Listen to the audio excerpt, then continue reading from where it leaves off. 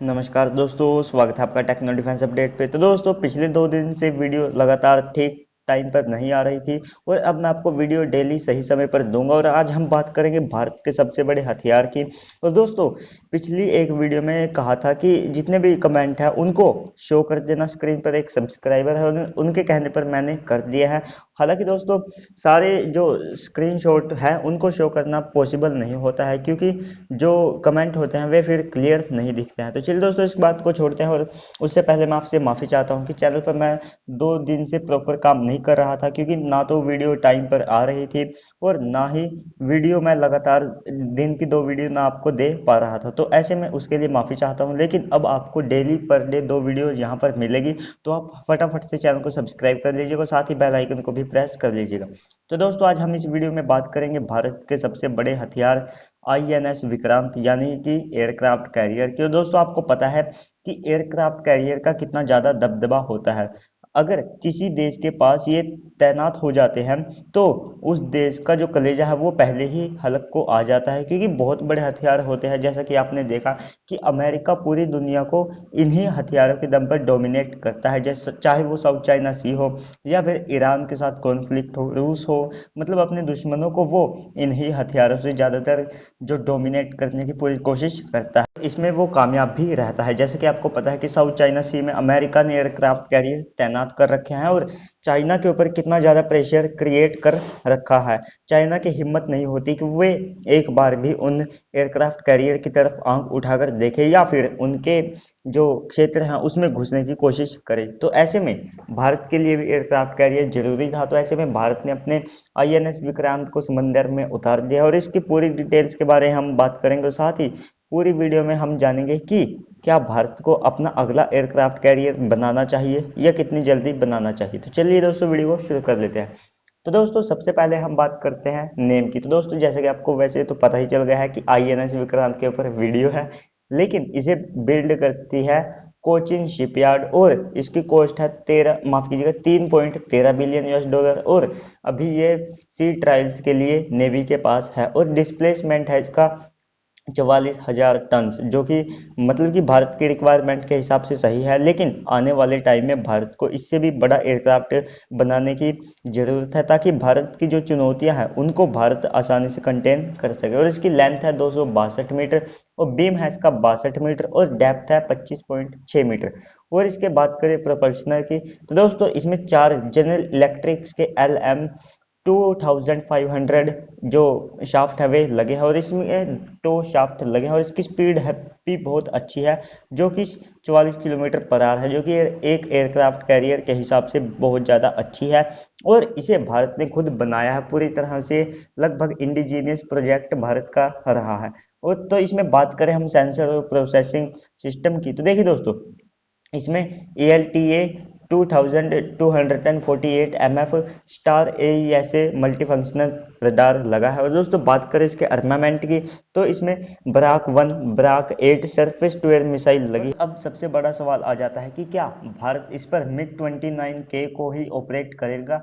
तो देखिए दोस्तों, अभी नेवी ने टेंडर जारी कर रखा है 57 एयरक्राफ्ट के लिए और इसमें अमेरिका का F-18 सुपर हॉर्नेट और साथ ही राफेल एम और कहीं कहीं कयास लगाए जाते हैं कि F-35 भी शामिल हो सकता है और इंडियन नेवी के लिए। तो दोस्तों, अब आ जाता है सबसे बड़ा सवाल, क्या भारत इस पर MiG-29K को ऑपरेट करेगा। तो देखिए दोस्तों, भारत की जो नेवी है उसने जो एक टेंडर जारी कर रखा है जिसमें 57 एयरक्राफ्ट खरीदे जाएंगे और इसमें MiG-29K भी है और साथ ही राफेल एम और F-18 सुपर हॉर्नेट और कहीं कहीं पर क्या लगाए जाते हैं कि F-35 भी इसमें इस टेंडर में शामिल हो सकता है।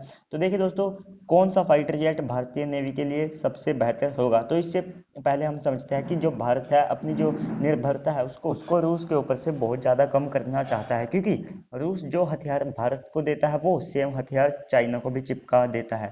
तो ऐसे में भारत तो खरीदता है बड़ी संख्या में, जिससे भारत को बहुत ज़्यादा फाइनेंशियली मतलब लॉस ही आप कह सकते हैं, विदेश से हथियार खरीदना वो होता है। और ऐसे में जो चाइना है वो बहुत कम नंबर्स पर खरीदता है और वो अपने खुद के रिवर्स इंजीनियरिंग करके बना लेता है। हालांकि रूस इस बात से खफा भी है चाइना को लेकर, क्योंकि रूस को भी इससे बहुत ज़्यादा लॉस होता है। तो ऐसे में इस पर एफ MiG-29 ऑपरेट करे बहुत कम चांसेस तो आप नहीं कह सकते हैं, हालांकि 50-50 आप कह सकते हैं कि MiG-29 के 50% चांस है और राफेल और F-18 के 50% चांस है।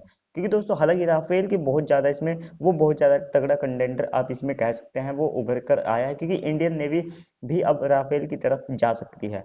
तो दोस्तों आप मानकर चले कि इंडियन नेवी भी जो राफेल है उसके साथ जो इंडियन एयरफोर्स को जो दसोल्ट एविएशन है वो 36 एडिशनल राफेल ऑफर करने की तैयारी में है। तो ऐसे में इंडियन नेवी भी राफेल एम के लिए जा सकती है।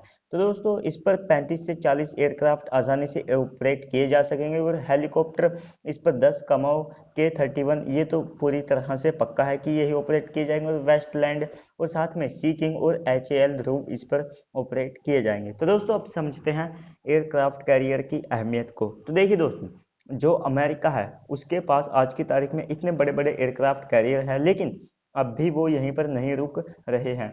वे अब भी अपने जितने भी एयरक्राफ्ट कैरियर है या तो उनको डीकमीशन कर देंगे या फिर जितने एयरक्राफ्ट कैरियर है उनको सुपर एयरक्राफ्ट कैरियर में वे बदल देंगे, जिससे कि उनकी जो नेवी है उसका दबदबा पूरी दुनिया में रह सके। और दोस्तों जो चाइना है उसने भी 2050 तक 10 एयरक्राफ्ट कैरियर अपनी नेवी में शामिल करने का एम रखा है, और वहीं पर दूसरे देश भी अब एयरक्राफ्ट कैरियर के ऊपर ध्यान देने लगे हैं, वे भी अब इसकी अहमियत को समझने लगे हैं। तो ऐसे में भारत दुनिया का चौथा सबसे पावरफुल देश है, तो ऐसे में भारत के लिए केवल 2 एयरक्राफ्ट कैरियर, जिनमें एक तो पुराना ही हो चुका है जो हमारा INS विक्रमादित्य है उसको बहुत ज़्यादा टाइम हो चुका है, और भारत ने जो INS विक्रांत बनाया है अगर दोनों में से मान लीजिए एक को समंदर के किनारे पर जाना पड़ा तो ऐसे में समुद्र में केवल एक ही एयरक्राफ्ट कैरियर रहेगा। तो ऐसे में भारत के पास 3 एयरक्राफ्ट कैरियर होने चाहिए, और ये इंडियन नेवी मान भी चुकी है, और उन्होंने जो भारतीय सरकार है उससे अपील भी की है कि हमें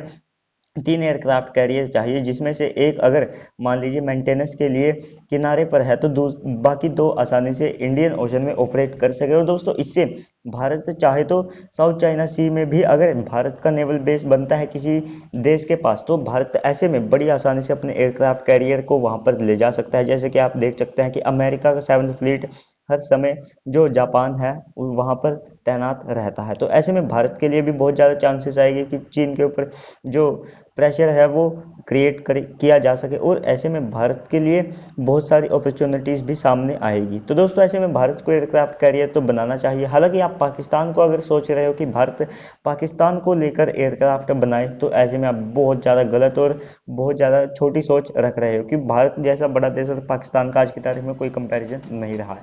तो चलिए दोस्तों आज की इस वीडियो में इतना ही, मिलते हैं अगली वीडियो में, तब तक के लिए गुड बाय।